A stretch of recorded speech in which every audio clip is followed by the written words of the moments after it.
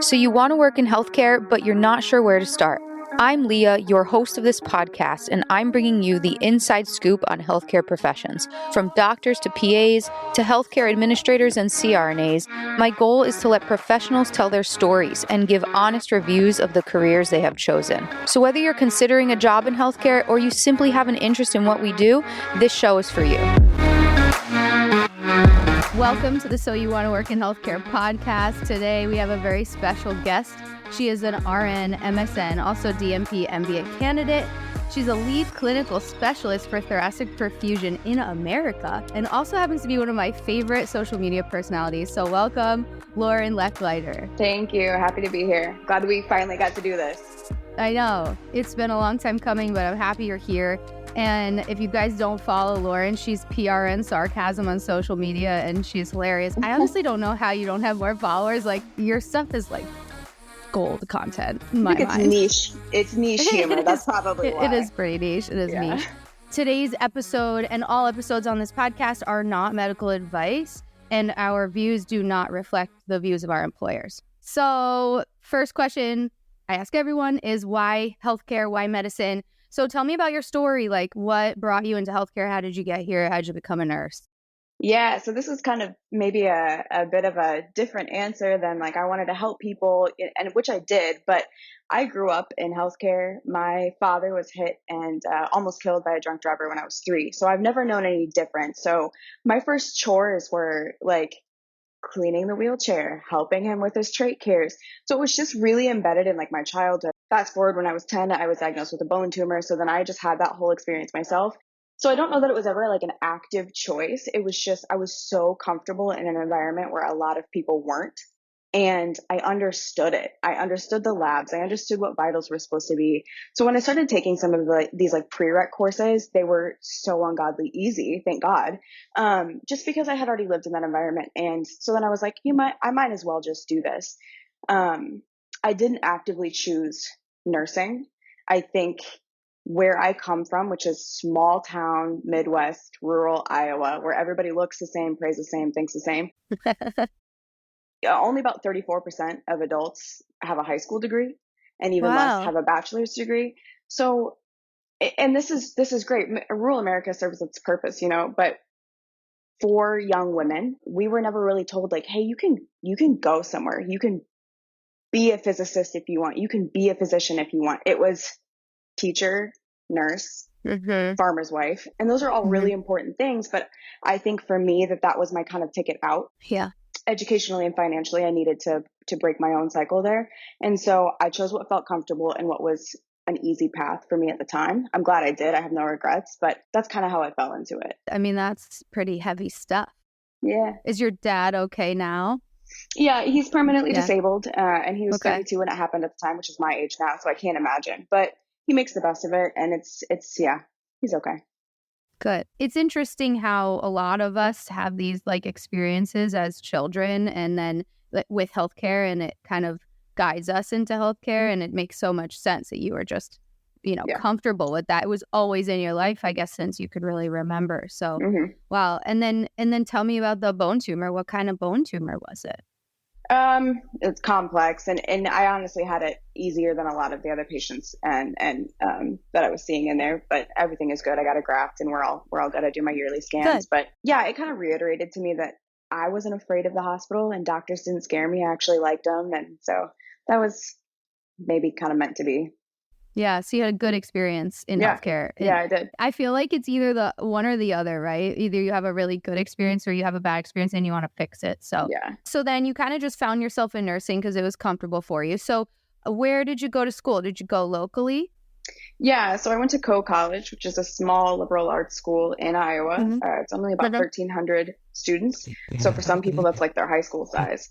But my graduating high school class was 87 people. So a 1,300 person campus was huge to me until about my sophomore year when I was like, oh, this is just high school elevated. Yeah. So I went to Coe College for undergrad, loved it. I wouldn't have done it any different. I went on a music scholarship. Cool. And then I did my master's in Phoenix and DNP MBA between St. Louis and Baltimore. So all over, really. But yeah, all roads lead to Iowa at one point. Wow. So, okay, I have a few questions on that. So, well, my first one is, this is going to sound like a dumb question, but when you have like DNP MBA candidate written, you're done with your DNP MBA. I'm done with my DNP. I've added the MBA portion to it. So it's one Okay. consecutive Got degree. it. So I can't say I have it because I have like this much left, but you Yeah. know, life. So Cool. Good for you. I've always thought about doing an MBA. I just like haven't gotten to that point yet. But I think a lot of jobs look for an MBA in leadership. So yeah. And honestly, once you're used to like navigating, helping people stay earthside for a living, the MBA aspect and the numbers and the ROI, it's not easy, but it's manageable.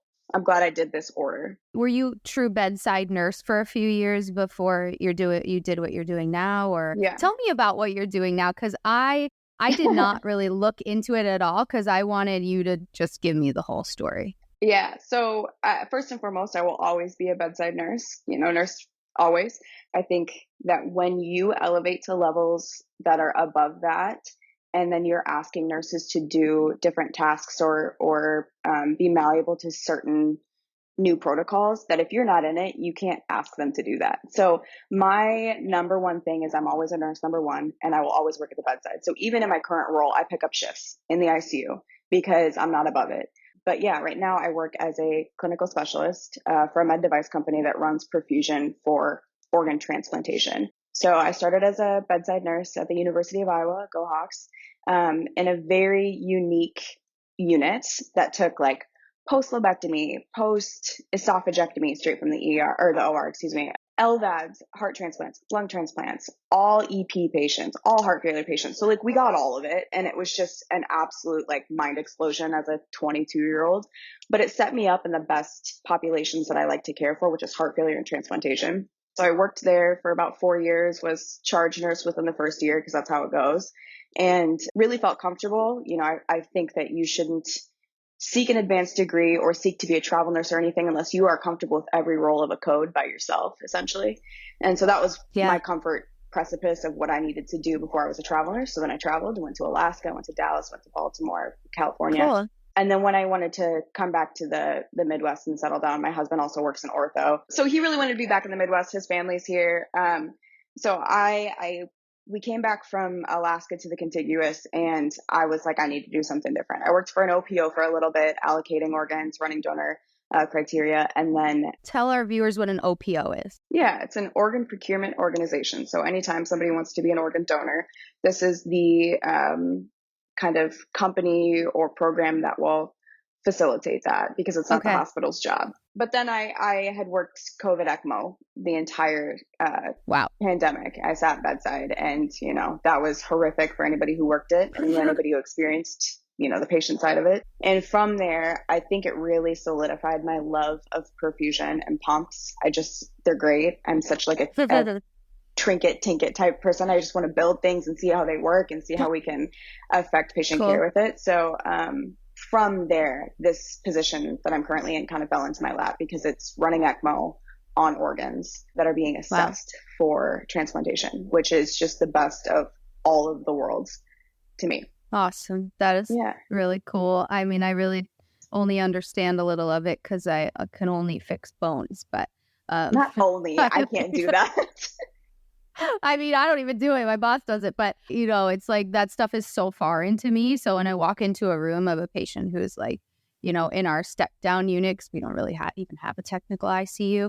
I'm just like so overwhelmed. And it just, I give kudos to the nurses, you guys, like for figuring all of that stuff out and managing all that, because it's like on another level. But that's very interesting. And I like how it just fell into your lap. And now I like how much you like it. You seem like you really love it. Yeah. Well, and I mean, to be fair, I did set myself up quite well for that, right? I honed in on my specific interest.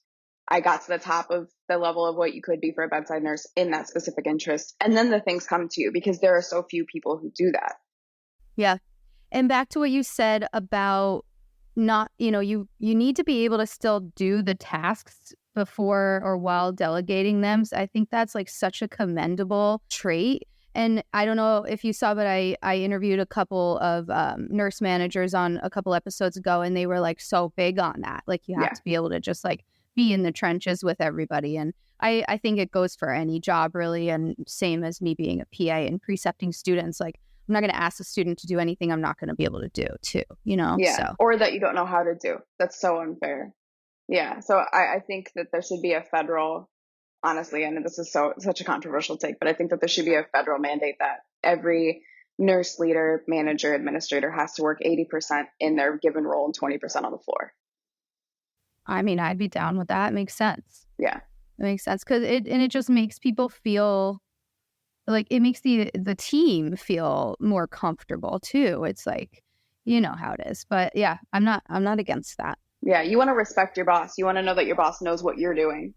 Could you go into a little bit more detail? Let's just say, like, lay out what a typical day looks for you in your job as, would you say a perfusionist or No. what do you So I didn't go to perfusion school, not a perfusionist. Okay, so that's different. Yep.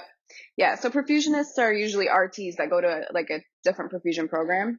You can be a nurse and go to perfusion school. I didn't. I went the ECMO specialist route. So I was all roads lead to Oz essentially. But so my typical day as a clinical specialist that works in perfusion for transplantation is, I wake up, I check my emails, I make sure that none of our customers need any assistance with kits or any cases oncoming. If there's a middle of the night case, I answer the phone and I help them run it if I can't be there. But the majority of the time I am trying to be on site for these cases and I'm trying to help them run them. If not, I'm training. I'm training surgeons and staff on how to run our device and how to run our equipment.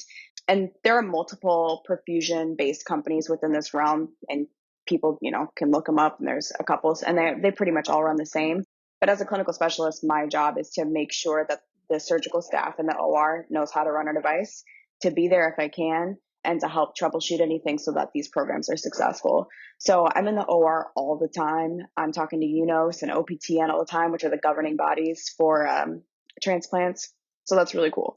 There's a lot of autonomy in my role. If a customer reaches out and says, we need to do a new training on this device, can you come these days? I schedule myself out a couple of weeks. Like right now, I'm scheduled until June. There's so much planning that goes into it, but then it allows me to have like a life versus the 12, 16, 20-hour shifts that you do in the hospital and where you don't get your scheduled until the week before. So my main tasks are training surgical teams and perfusion teams to run the device and run the protocols so that they can run these procedures. But I also staff them as well. So when a hospital calls me and says, we're in a staffing crunch or we're not super comfortable, will you come help us? I get on a plane. So right now I cover the entire country. Wow. But it's fun. Whatever. So it's a good way to see things. It's a good way to interact with some, world-renowned surgical teams, which is pretty cool. And everybody in this role for different companies feels this way. I just am not limited to a territory, which is really nice. Yeah. But yeah, so it's a lot of education based. It's a lot of being an expert in this very niche particular field, which is fun. Very cool. Do you end up traveling a lot? Yeah, so I'm probably flying twice a week, 3 weeks of the month. Wow, twice a week. Yep. I mean, probably have some good points. I do. Is it hard? Is it hard going around to like constantly having to learn a new place, a new hospital, or do you kind of like that? I don't particularly love how different every center does things, but that also kind of got beat out of me as a travel nurse. Like you show up, you're a guest in someone's hospital, you do what they want to do essentially, as long as it's not, injurious to anybody, and you adapt. It is hard. It's more hard not being at home, I think, right now. I'm getting older and I'm turning into an antisocial like hermit. So I know. I'm always like looking like, what could I do from home that I don't have to leave? Although I like the interaction. I don't know if I could do a completely like work from home job, to be honest with you. Yeah, no. So this is your job with the medical device company, basically, but you also pick up shifts at your home hospital as a bedside nurse. Yep, I will live and die in the ICU. So I probably pick up 5 shifts a month, give or take. And it's only because, and they're not full 12s anymore. I only pick up 8s because, I'm old. But it's only because I have so much more time now that I'm not working at the bedside that I don't feel like my days off are just spent rotting in bed with like Gatorade and prayers. Gatorade at first. So does that mean that the perfusion job is kind of like intermittent? Are you doing something for that as well every day, or is it just as needed? No, it's pretty constant. The perfusion aspect is what propels our device, and when I'm not physically running it, I'm reading the protocols, and when not physically reading the protocols, I'm lobbying legislation for donor rights. But it's pretty constant. And even when I go pick up shifts at the bedside, I'm running ECMO, so it's like Really? Okay, yeah, that was my question. Like, yeah, you're basically picking up overtime. Like, you're working yeah. extra hours for sure. Okay. But it's still less than what I worked as a full-time nurse. Really? Yeah, I mean the hours itself, not the travel time, obviously, but I'm all about that these days. I'm over the whole work hustle. I'm done 60 with it. hours a week, Yeah. done with the hustle. No thanks. I can't eat a Pop Tart and go into the shift anymore. I'll be in a diabetic crisis. I know. It's I know. ibuprofen and like a gulp of air and just like positive vibes at this point. So true. So true. Help me. So you touched on your academic process a bit. Where are you located right now? Minneapolis, Minnesota. Oh, you're in Minneapolis. Okay. But you went to school in Iowa. I did. Okay. And then how long was nursing school? 9 years. So 4 years undergrad, master's, NP, DNP, MBA. Wow, 9 years. Okay. You're doing your MBA online or are you doing it in person? It's a hybrid program, so I have to be on site for certain presentations and lectures and like projects. But the majority of your basic accounting things are online because yeah, you don't have to sit in a classroom for that. I prefer to learn online personally, other than obvious physical skills that I need to do. If you're learning how to put a chest tube in online, then you No. need to reevaluate. But Yeah. yeah, Yeah. I can do Yeah. spreadsheets online. What made you choose this path? Like, what made you choose DMP versus like a nurse practitioner kind of role? Yeah, so I originally thought that I wanted to be a nursing professor. I like the academia lifestyle, but I cannot get myself out of the OR. I just can't let it go. So that's what I got my master's in, was nursing education, and then I quickly kind of let that go. But I did teach for a while. I wanted to do the highest terminal degree I possibly could aside from a PhD because I'm not that crazy, maybe one day, because I do want to work within legislative bodies and I need to have the credentials to support that. Wow, that's commendable. I like try to stay away from like legislation and politics, but we need people like you. So Yeah. that's great. For someone who's listening who might want to follow the same path as you, how much did it end up costing in the end? You can do it a lot smarter than I did it, to be completely transparent. So when I left high school, I was, for, all transparency purposes, a ward of the state. So FAFSA didn't apply to me. So I was going in as an emancipated minor, had no guidance, had no idea what the heck I was signing up for when I signed up for some of these heinously predatory loans. If I was going to redo it, I would have gone to a state school, not a private. Not that I didn't love my experience, but my undergrad cost $76,000. I paid 30 of that after my academic and music scholarships, thank God. But yeah, state school, you're going to get the same education. Honestly, nursing school is nursing school. It's brutal, it's hard, and it's not indicative of real life. So just know that going into it. Master's programs do get pricey, but you have to be really, really smart about what you choose and how much they're going to support you, particularly if you need clinical placements. Don't go somewhere that can't support you in that. So I paid another 22 for my master's and another 27 for my DNP MBA because a lot of my master's classes matriculated in. So overall, 120, 121K in debt.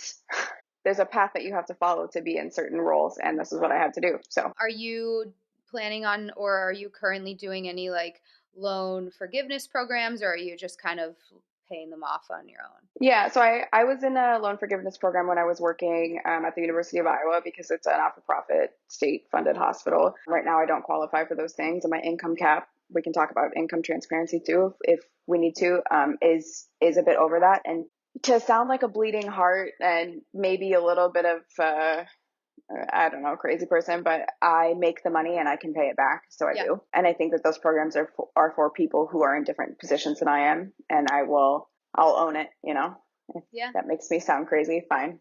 No, it doesn't make you sound crazy. I mean, I did a loan forgiveness program, and in the last few years, I probably didn't need it, but I was, 7 years in or 6 years in, and I'm like, well, it's there for me. So if Yeah. it's there for me, I'm going to continue to use it. Plus, I came out with 260,000 Mm-hmm. in debt after Yeah.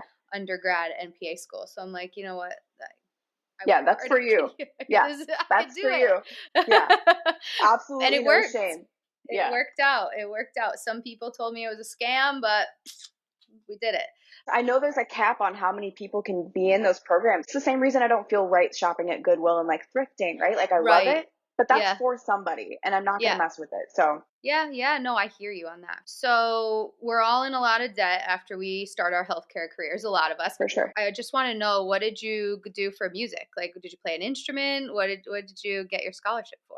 Yeah, I played the French horn, so I was an orchestra Ooh, girly. Yeah. So cool. French horn, piano, violin, trumpet, those are all my Wow. repertoire. So I wanted to go on an athletic scholarship. I ended up getting hurt before going to college, so it didn't work out, but music was a solid backup choice, even though I think I probably enjoyed it a little bit more. What did you do for sports? Track and gymnastics. I know you can't see it, but I'm only 4'11", so I'm like the Oh, perfect really? build. Yeah.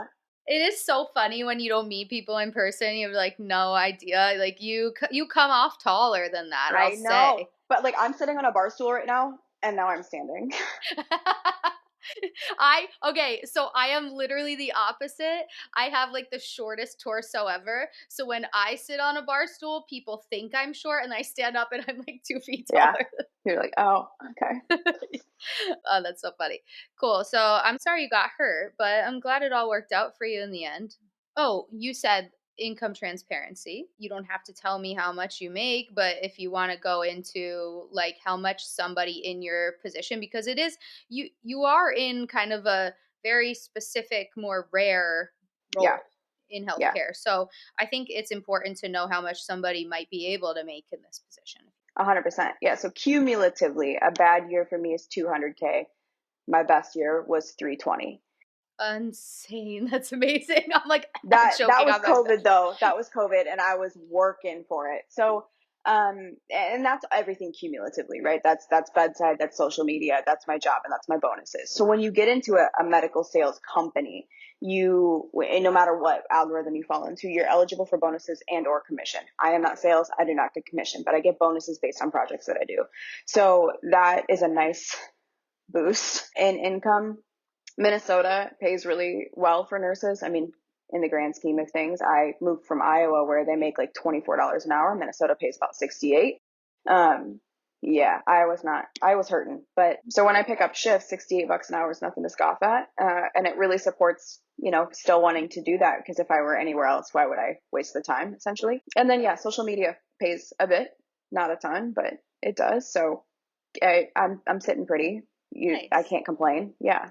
And some like clinical specialists, it depends on what company you're in and what their algorithm and their protocols are. My husband works for a med device company and makes about 80, and that's normal. And so it just depends. Yeah, it's just so different, and I think it's very cool that you can, the medical device side, but you still get to be so clinical. Like you said Yeah. you're in the OR all the time. I would love that. Like it actually sounds like if there's a job in ortho like this, it sounds like like an ideal job for me, because I am so hands on, and I think it Yeah. sounds like you are too. So good Yeah. job to have people. I think our listeners and viewers might want to look into this, even though it sounds like there's only one position in the country. Is that right? Yeah. Yeah. I mean, other companies have similar positions. I'm the only one for mine for now. And again, I'm not speaking on behalf of my company. But when you're in the perfusion world and you're running a machine that only a certain amount of people can run, it pays. So it does really pay to perfect your craft. I agree. 100%. All right, let's get to my favorite question. We already talked about the things you love, but if there's one thing you love about your job, let us know. And then what do you hate about it? If you hate anything, or what do you not like about it? And also you can talk about nursing and your current job, Yeah. whatever you want. So what I love about my current job and nursing in general is that it's like literal time traveling, because the time when I graduated nursing school in 2014, and if you would have told me that some of the things that we're doing now in healthcare in general would be possible, it would be insane. And prior to that, between the invention of penicillin and the first heart transplant, like there wasn't a ton of big things device wise anyway. And so now you're just seeing all of these things that can prolong life and enhance life for individuals, you know, like my dad who's disabled and needs something. And that's the thing that I hate simultaneously. I hate that just as much as I love it, because when I pick up those shifts in the ICU and I've got a 90-year-old on ECMO or a full code with, you know, riddled with cancer, and the family doesn't understand, the lack of healthcare education in this country makes me want to scream. And I feel like we do too much sometimes. And I think that that's a general feeling in all of nursing across the board. So like you have to constantly ask yourself at what cost and whose cost. And one of the biggest things that I walked away from COVID was borrowed grief. I would come home and just be wrecked over these deaths of people I didn't know. And I started to not only compassion fatigue, but I started to recognize that that was kind of an overarching thing in my entire ICU career, because I've always worked at level 1 trauma centers. I've always worked in big transplant hospitals. Put a balloon pump in anybody, we'll keep you, I mean, we'll keep you alive. But like, should we? Like, at what suffering point, you know? So the things that I like are the things that I hate simultaneously. It's definitely a double-edged sword. Interesting. Yeah, you're the first person to give that kind of answer, like where it's the same answer, but Yeah. it makes perfect sense, because it's just like it's so important what you said about healthcare education. It really is lacking. Like I I don't know how to make it better for everyone, but I really think in like grade school, high school, we need to learn how to do taxes and run a business, and also like how the healthcare system works and how to advocate for yourself, but also like with some knowledge, right? Because Yeah. I think the thing that I run into sometimes is now, you know, everyone's on social media and there's a big push to advocate for yourself. And I'm all about advocating for yourself and your family members, but in a way that makes sense, Yeah. because if you don't have that knowledge, which isn't this, you know, it isn't the person's fault really to not have Right. that knowledge, but you can't properly advocate, and it doesn't always make sense. So yeah, it's like, One of my favorite physicians, Bartley Griffith out of University of Maryland, said the system is broken, the people aren't. And like I have reiterated that to myself constantly, because when patients come in and they've got this stack of like WebMD and like whatever they found on Facebook, I'm like, I'm not going to make fun of you for bringing to me articles that are, I mean, they're trash, but we're going to go through them together. And we're going to figure out how you can figure out to avoid this, because yeah, yeah, you're trying to advocate for yourself with a document that tells you to put garlic in your rectum, and like, let's talk about it. Like, let's think about this. So yeah, we've got to do a better job, but where do you start? yeah, and sitting with your patients and your patients' families and going through that it takes time, but it's super important, because like Yeah. you said, it's not their fault that the only resource they know or have is WebMD, Facebook. Facebook. Mm, I know, but you know, it's good. I like educating people on the truth. I'm a big like justice girl, so yeah. you know, like I'm kind of, if I have the chance to tell you that maybe the surgery you're thinking about getting is not necessary, like I'm gonna tell you, you know. Yeah, And I think that's a big thing in my field, at least. But yeah. I agree. Yeah, no, I agree. When the amount of patients who have been like, would you get an LVAD, would you get a lung transplant, and I've been like, no, but I'll help you. Like, Yeah, I would not do it. I'm like, I told you I was emotional. I'm like thinking about you and COVID, and like how I'm like, I guess I'm lucky I didn't have to deal with the deaths firsthand, but Yeah. a lot of my colleagues did. And I just didn't, I never got called in to help. So I don't know, but I can't imagine what you guys went through. Like, I just can't imagine it. It still feels kind of like a fever dream. Like, it's not something that I sit and think about and be like, oh, the trauma. But sometimes you're like in the refrigerated aisle at the grocery store and you're like, oh, I hate this. Like this, I don't like this. Or like, I freaked out the other day because I was packaging a shower curtain, and I actually made a TikTok video about this. And the smell smells a lot like body bags. And I was like, I'm gonna take a minute from this. But simultaneously, it was such an exercise in compassion. I mean, I learned from it. What else do you take away from that? You have to try. Yeah, yeah. And I think every nurse, doctor, healthcare worker who went through a lot of that should have like free therapy forever, in my opinion. Yeah, housekeeping, dietary, all of them. We needed all Yeah. of those people. So yeah, Yes. I Yeah. agree. I will take free therapy. I will take that. Let's real quick end by just discussing your social media agenda. I like to say agenda because I feel like we all have a reason why we end up like on camera. But Yeah. I would say for me, you provide a lot of healthcare humor and comic relief. So what pushed you to start making videos? Well, thanks. That makes me feel good. I accidentally went viral. I posted the first one after a horrific COVID shift where I came home and I poured myself a glass of wine, and my fiance was living back in Iowa at the time because he couldn't be here and he couldn't get sick, and also Wait, was this the one where you were like flicking yep, the wine? I yep. remember that. Okay, sorry, go on. This is Yeah, that was it. That was the day. It was also the simultaneous, historical crossover of the George Floyd murder here in Minneapolis. So, like, my city was literally on fire, and my patients were dying, and my family was nowhere to be found because they couldn't be around me. And Yeah. I was just like, you know what?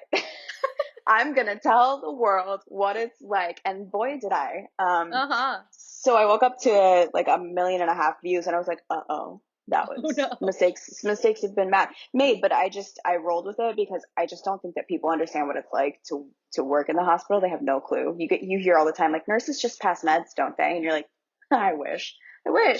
But simultaneously, I do want it to be a little bit more like informative about the generations of nursing and the devices and the types of procedures. And, I started to get death threats over a couple of the organ donation videos, which means that the information is prudent. Like, people need to hear this.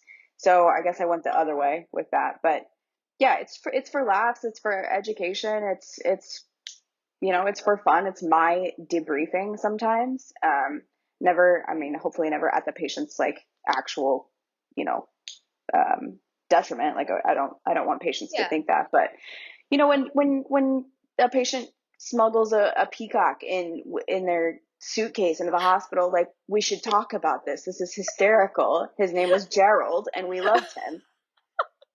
Oh, I can't handle that. It happened. Oh my God. Yeah. Yeah, I think the world should know about that. I mean, and if you're smuggling a peacock into the hospital, I mean, I don't you realize people are probably going to talk about it. So Yeah. Why are we hiding it if you think it's a good idea? yeah, exactly. I Yeah. think it's a great idea. What I do want to end on is, would you do anything differently? And do you have any advice or one piece of advice for somebody who might want to go into a similar field as you or become an ICU nurse? Sure. Would I do anything differently? Oh, that's loaded.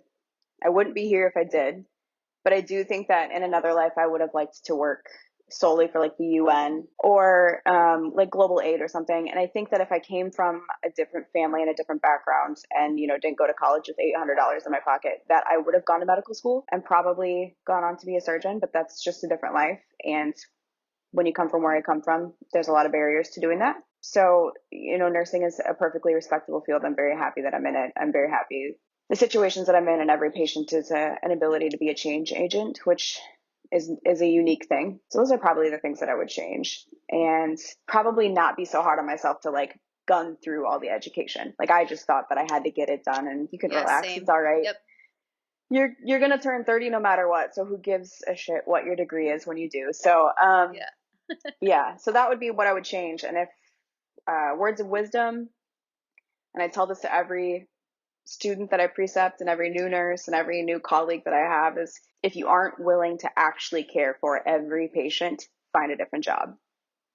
Yeah, I agree. So yeah, if you can't care for the serial killers that will come in to be your patients from the max security, find a different job. If you can't care for the patient who is on post-op care for an abortion, find a different job. This is the job.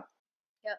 I loved talking to you today. I learned a lot. I think it's amazing how far you have come, especially given, where you started. And it's really cool what you're doing. I see like you do have so much passion. It's just like, it's obvious. It comes across the screen.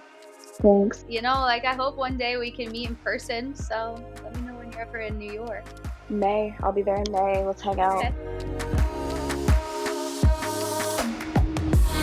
This is the So You Want to Work in Healthcare podcast with new episodes every month. Don't forget to subscribe to stay up to date on the latest releases.